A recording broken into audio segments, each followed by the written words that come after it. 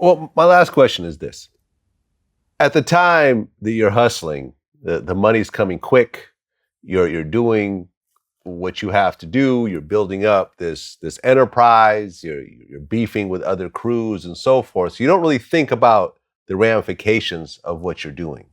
But as a 60-something-year-old man, when you look back on the thousands of kilos of cocaine and heroin that you pushed into your own communities to people that look like you, and you realize the destruction that that caused over the years.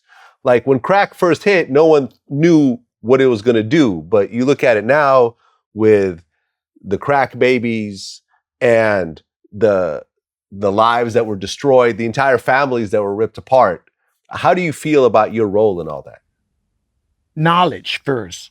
I didn't see the end result. I didn't see, or I didn't pay attention to what it actually were doing to people. Only thing I seen was green. I do have a conscience, and I mean, in retrospect, I look and I say, damn, because that's one of my friend's mother. That's one of my friends, this little girl here, her father OD'd, I could have contributed to that when they were young, it's actually having the knowledge and being able to see the end result. I never seen the end result. All I seen was the moment. I never looked past anything but the moment, So with that, I mean,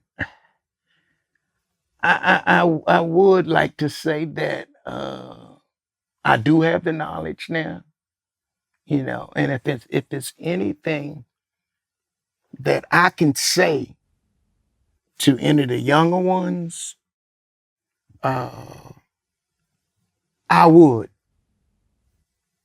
I would step up. I mean, like I am the type of guy that I live and let learn, and live and let live. I am that type of guy, but I've had plenty of groups while I was in, I mentored a lot of young guys. And I really took pride in it and enjoyed it. Something that I never thought that I would enjoy because, I'm always thinking about this, I'm like, you have to be in and of that particular game. So I'm not going to say anything against it, but I've mentored a lot of them young guys. Well, the reality of it, unfortunately, is that 20 years later, the game really hasn't changed much. There is another Eddie Mathis that stepped up at some point and pretty much took over the type of thing that you were doing everywhere, not just DC. While the time that you were gone, the Black Mafia family ended up, becoming this huge organization, and all of them got taken down. Mm-hmm. And there's countless of other crews all over the country and all over the world that did the same thing, built up this multi-million-dollar operation, and everyone ends up getting killed or getting huge prison sentences. So no matter what they see in the past, and no matter how they see, okay, Eddie Mathis got 20 years, doesn't matter. I'm going to be smarter than him. I'm going to outthink the police. I'm going to be slicker. I'm going to use the internet this time. But ultimately, it all happens. And all the drug kingpins that I've talked to over the years, whether it's Freeway Ricky Ross from LA, or Lil D from Oakland, or Convertible Burt from Miami, it's always the same story. We had this great run. We made millions of dollars. Everyone went to prison. Everyone around us got killed. We come out. There's not millions of dollars waiting for us when we come out.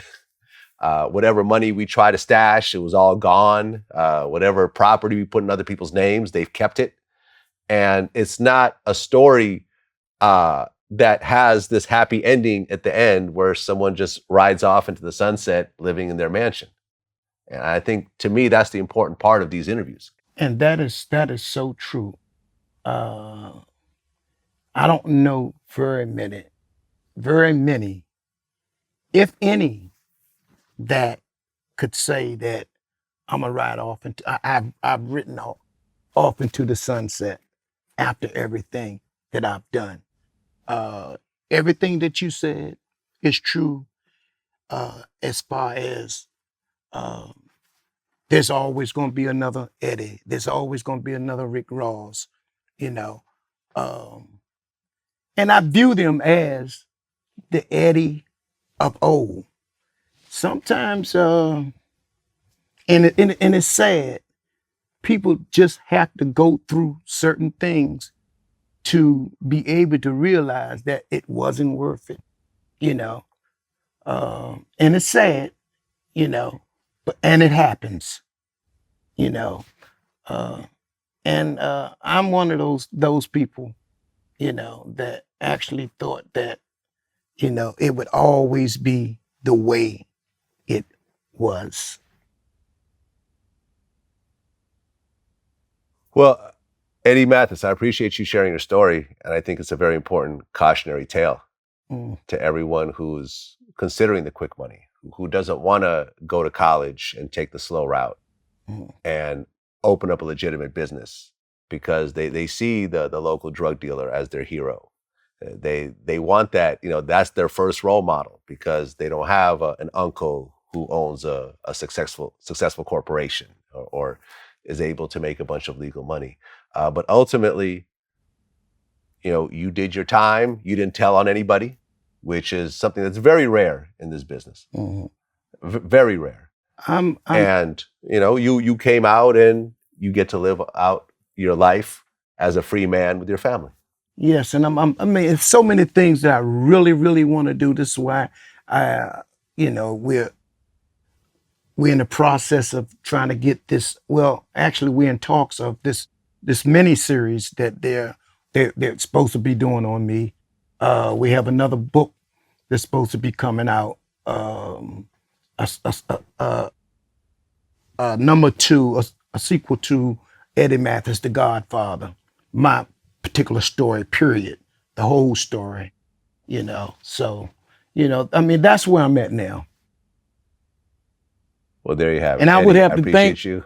honestly, to be honest with you, I really have to thank Eon because the, the author of the book, you know, uh, and it was something that it took a lot of time. You know, we started off in the jails trying to get the book written, writing letters from jail to jail, you know, and it was kind of hard doing that. But when he came home, you know, and I came home, we decided to put our heads together, and you know, we're in the process of writing another one. But the one that we have out now, I would like people to get out and read it. Just read it, you know. Well, we'll actually have a link at the bottom of every video Right. to the book on Amazon. The title of the book is The Godfather, Eddie Mathis. Yes. You know, and you can go ahead and check it out as an ebook. And it's a hell of a read. You know, we definitely went through it preparing for this interview. Right. And listen, I appreciate you sharing your story. I wish you all the best. Thank you, man. Really appreciate that. Until next time. My Peace. man.